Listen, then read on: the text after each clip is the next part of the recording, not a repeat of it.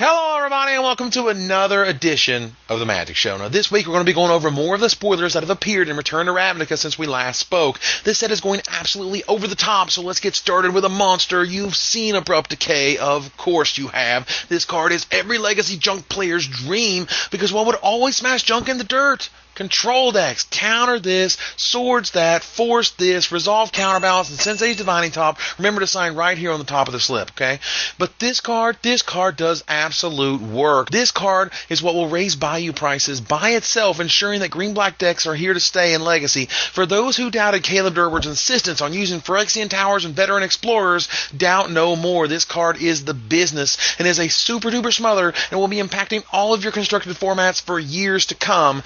Now, those who play in Control and Legacy, they won't love too. Sure, they'll have a hard time dealing with Abrupt Decay, but what deck always smashed Blue-White Stoneforge? Why, it's the Fishies, and boy, do they hate a Wrath of God. Now, this Wrath of God, that is Supreme Verdict, yeah, the verdict is supreme, and you just supersized your wrath. You want fries with that beating? Because no amount of Force of Will or Days is going to stop this thing from happening. You also realize that this is very similar to what John Finkel originally submitted for his invitational card that eventually became Shadow Mage Infiltrator. Now, what he submitted was the same mana cost, the same effect, but with one little difference. Instead of uncounterability, oh yeah, it untapped 4 lands, because in a world of time spirals and treacheries and frantic searches, I'm sure it all sounded very fair. Anyway, Loxodon Smiter is another in the long line of don't give a crap. Turn this baby to 11 and watch their ears bleed, because this guy is pushed. Sure, 3 mana 5/4s, but that mana cost is so tough. Instead, I'll take a much easier to resolve 4/4 for 3 and beat your head in that way. It punishes one of the sexiest mythics in the set, Rakdos' Return, and it's not legendary. It's not to be underestimated, and sometimes you just need a stick to beat something else to death with. This guy is that stick. Now, have you seen Underworld Connections? Because I love me a Phyrexian Arena. No, seriously. I love me a Phyrexian Arena. Been in my cube since the very beginning. This card hasn't seen print since 9th edition, aka the last core set that they were still using white borders. Yuck.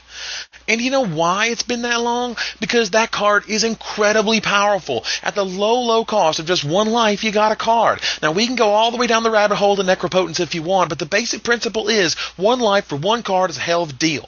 I take it every day. But Underworld Connections is potentially way better than even that. Why? Because Arbor Elf exists. And if any other card untaps lands, for example, Rewind, isn't standard, then you got yourself some serious Mondo combos that add up quickly. Imagine first turn Arbor Elf and second turn Overgrown Tomb playing Underworld Connections. You best be answering that Arbor Elf or those connections, or you're in some serious trouble. Oh, I draw 3 cards a turn now? Don't mind if I do. And if you have multiple Arbor Elves in play, well, then enjoy your nice cold bottle of Luxac, because nothing beats a Luxac.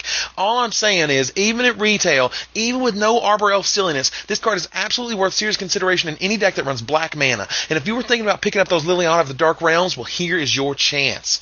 But this next guy, oh my god, Niv Magus Elemental. What a weirdo. This guy looks and reads so strangely. It's like Scully and Mulder find this guy on the tracks one night and they're like, could be an alien. Scully is too busy explaining how janky it is, while Mulder is convinced that with the right alien technology you can unlock the secrets of the universe.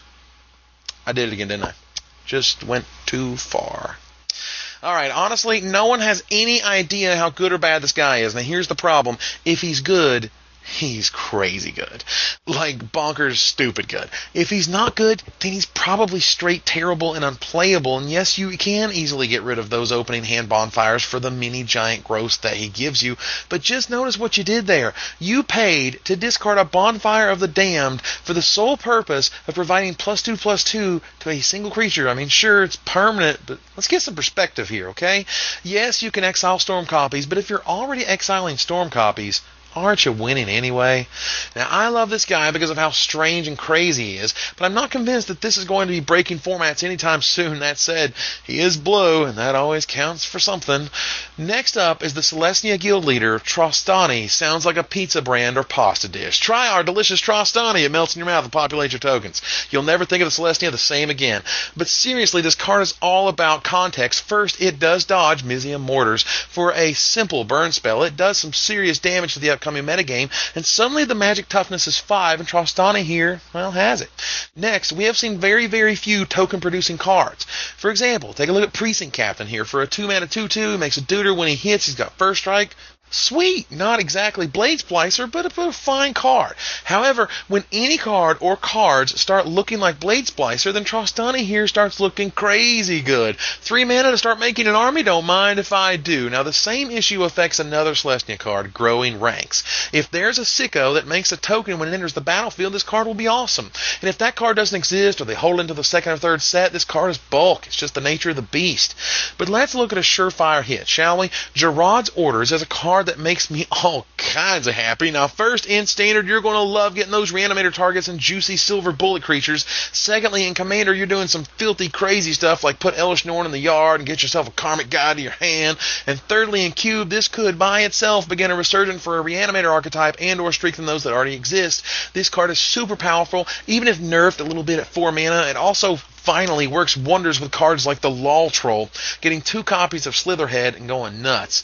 How about another surefire winner? Cyclonic Rift may look unimpressive, but rest assured this type effect will be important, and its overload cost will matter in the upcoming months to years. There's no doubt that everyone understands the power of Vapor Snag, but do you remember the power of Into the Royal? That one was a slow burn. It took months for players to finally respect its impact. This one is not going to be overlooked the same way, however, as it shot up to $4 a pop almost instantly. End of your turn, remove every blocker and every planeswalker you got. Oh, how about this Rakdos' return? How you feeling there? You feeling good? Bouncing those at instant speed is going to be very powerful stuff. This card is not to be underestimated. Now, lastly, let's go over a few quick hits. Pack Rat, it's better than you think. Already being looked at by the likes of Paulo Vitor, this card can get pretty scary if unchecked. At 2 mana for its initial cost, it was pushed. Now, Gutter Snipe could lead to a new era of red decks. Now, remember, if you cast an instant or sorcery and it gets countered, it still works. You can also exile it with Niv Magus Elemental. Gutter Snipe still triggers and will still deal that 2 damage. Now, Niv Mizzet, Draco Genius. First, Draco Genius, really guys? Secondly, this card is way better than it looks. At first I thought it was a silly bulk mythic or commander only all-star, but then my buddy noticed that it is way closer to Consecrated Sphinx than you may realize. Just think of how many cards this guy will draw when you untap versus old Sphinxy. Now, yeah, I understand investment of resources and blah blah blah, but I also understand versatility, as in Niv Mizzet can shoot down guys as he pleases or shoot an opponent and draw cards. Plus the 5/5 body is still large enough to dodge those pesky mortars, and if an awesome blue-red deck exists, I have a feeling Niv will be a part of it. So that's it for this week, folks. Return to Ravnica, still the best set in years. The entire community is doing nothing but being enthralled, and the spoilers are truly living up to the expectations set for them. I, for one, can't wait to see what we have on the horizon. So until next time, Magic players, this is Evan Irwin, tapping the cards so you don't have to.